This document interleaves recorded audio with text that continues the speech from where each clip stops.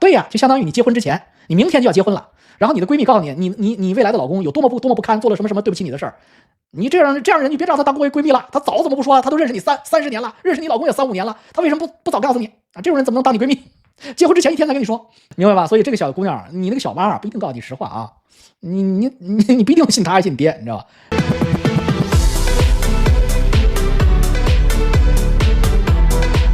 王叔你好，我是来自国内的一名小粉丝，今年22岁，很嫩啊，03年的。从去年关注您到现在，一开始是对您讲的玄学故事非常感兴趣，到最后跟着您学习了高导一段，收获颇丰。我出生于一个条件还不错的家庭，父母在我幼儿园的时候就离婚了，2个人脾气也都很火爆。爸爸破产后留了一身债务走了，我妈一个人辛苦供我上国际学校，帮爸爸还债，净身出户。现在妈妈的公司准备 IPO， 爸爸一年也就挣个2-3千万。他后来又分别娶了2个老婆，你说这小姑娘有意思，爸爸也就挣个2-3千万啊。他后来分别娶了2个老婆，有2个妹妹1个弟弟。今年本来经济环境就不好，我爸为了他自己的执念，想重新把之前破过产的公司再开回来，就买了一个工厂，订单不够多，每个月就算不开工也得花出去100多万。这点钱其实日子过得并不宽裕，就算这个厂开不下去，等并购也得等满3年，因为买机器的钱还没还完呢。再加上我7月底要去墨尔本念书，现在感觉家里经济压力很大，甚至不想出国念书了。我爸特喜欢装逼，每次都描述着家里不差钱，够我们花的假象，但我很清楚家里和公司的收支情况。我和财务很熟，财务是我爸的第2个老婆，小时候带我长大，对我很好，现在也不知道何去何从，很迷茫。就是小姑娘挺贼，问他小妈，咱这公司爸这到底怎么样？小妈是财务，小妈说咱不咋地啊，咱入不敷出啊。你别太信啊，你别太信，你小妈不一定跟你说实话。小姑娘，就不是老王说教你学坏啊，你要知道小妈可跟你不一条心呐。在这种关键的财务，你觉得他跟你很熟，你确定吗？你确定吗？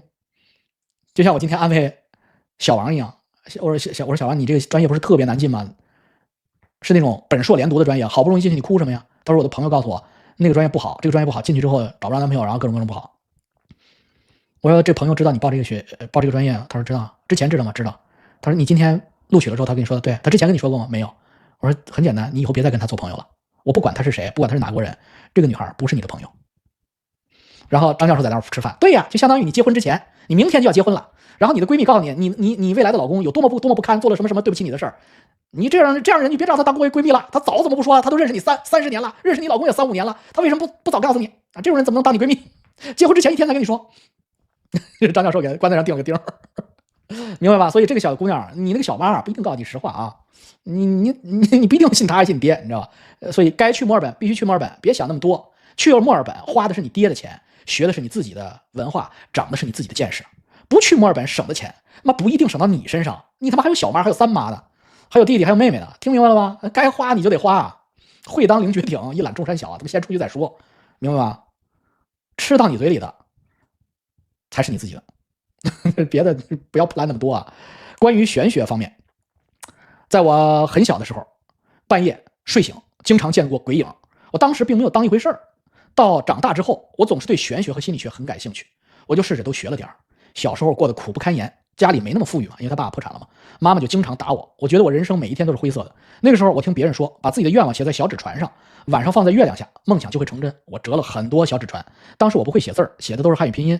长大了，感情方面也不如意，我认识一个天师府的师傅（这个不是骗人的啊，是最好的朋友的朋友，从未收我们的钱，只是每次看完收1分钱的挂金啊，告诉我这个命就是这样的，既来之则安之。我从18岁那年坚持跟着我的心理咨询师做了4年的咨询。你看看，就是这些有钱的男女啊，你们离婚之前你要考虑好自己的后路啊。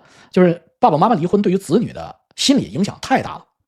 离婚可以，一定不能撕逼，一定不能让一方充满怨念带着孩子。那这孩子你看他就是他虽然没直说的，我知道他是肯定他妈抑郁症或者躁郁症或者什么心理各种疾病，什么 ADHD 什么多功能障碍、双向情感障碍类似的这种东西吧。那心理咨询师他都有了啊，做了4年的咨询。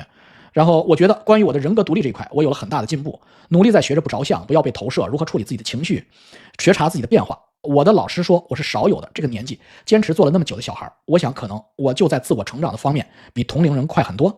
再到这1年半载的看了您的频道，学着用高导一段，可以说是百发百中。帮朋友看的事儿，最后的结果也都是我说的这样，什么工作了、感情了都很准。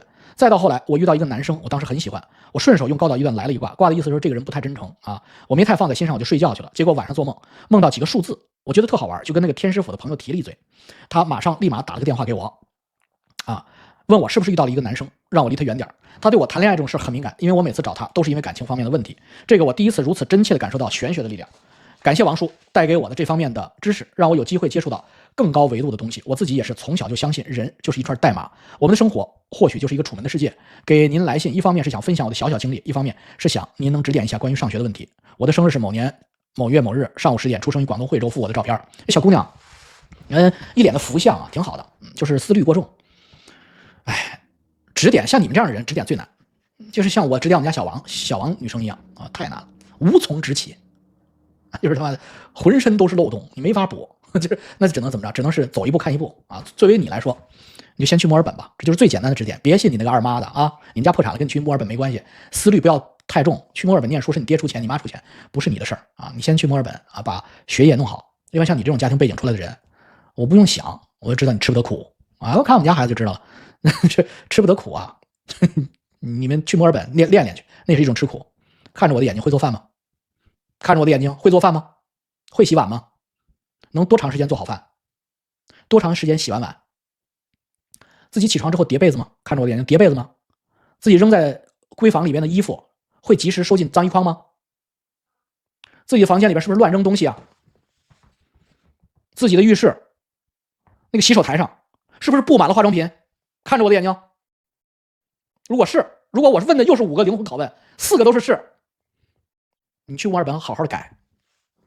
每天早上起来，梳妆台干干净净，做完早餐台面干干净净，所有的碗筷放到洗碗机里，地板随手就吸一下，袜子内裤胸罩不许往床底下扔，必须放到脏衣筐里叠好，洗完了之后放到自己的衣帽间里边挂好，这都是基本功。你们这样的家庭背景长出来的孩子全他妈不会。那我没说你啊，我说的是你们这一片，包括那个人，包括那个就是我们家那个人，明白吧？这孩子们这都是一屋不扫啊，能扫天下。你想那么多干什么呀？你初出茅庐一块愣头青，你一点一点的学好。还加个胸罩，内衣他们全这样。哎呀，全中，我女儿也这样，必须啊，因为我是当爹的呀，我他妈是真爹呀，我不是那种他妈的那种客串爹呀，这气死我了，你知道吧？爹味儿，小王在点我，就是在点他，就在点他。当爸的过来给做上一饭盒好吃的，咔放到那个餐桌上。他下班，他现在实习嘛，下班自己吃，吃完了，第2天我没来，第三天我来检查一下，我一看，餐桌上怎么有米粒儿？那个橱柜台面啊，那个水槽都洗得特别干净啊，刀啊什么的案板他也不用嘛，他洗特干净。餐桌没擦，哎，他特乖，因为我上次告诉他，我说你要是不收拾我厨房的橱柜，我给你翻脸啊，他收拾特干净。我说那餐桌上那饭渣怎么不擦了啊？这要擦呀！当时气得我鼻涕泡都出来了，我操！吃完早饭。那个面包渣啊掉到餐桌上，那个渣那个餐桌还要擦呀，因为他长这么大，他就觉得那个餐桌就能自动干净，你知道吧？就是这样的家庭啊，他就是今天我跟他讲，我说你这叫何不食肉糜？他说什么意思？我说中国古代有个皇帝，然后天下饥荒啊，老百姓饿死了，大臣跟他汇报说老百姓饿死了，问为什么？因为天下大旱没有粮食。他说何不食肉糜？就是为什么不吃肉啊？然后我跟你说，哎，那不是路易16的什么王后说的吗？那王后说没有面包都饿死人了，他就问那为什么不吃蛋糕呢？为什么不吃蛋糕呢？我说这就是中外的这种皇家的这种儿女的问题啊，他妈他不接地气呀！说他妈饿死了没面包吃，他问为什么不吃蛋糕？你就知道他离世界有多他妈远，他必须下去啊！我当然知道机会，我他妈你教育这种傻逼 ABC， 你不能给他知识太多，你得讲晋惠帝，他要问你晋惠帝是啥？你们告诉他晋惠帝是啥，他要问你晋是啥？然后你要告诉他晋是啥，他要问你为什么叫惠帝？等讲完了，你是不是3个小时过去讲了一本历史书啊？所以你今天只告诉他你要接地气儿得了，就说一个皇帝就得了，就别晋惠帝了啊！谢谢点赞和订阅哦。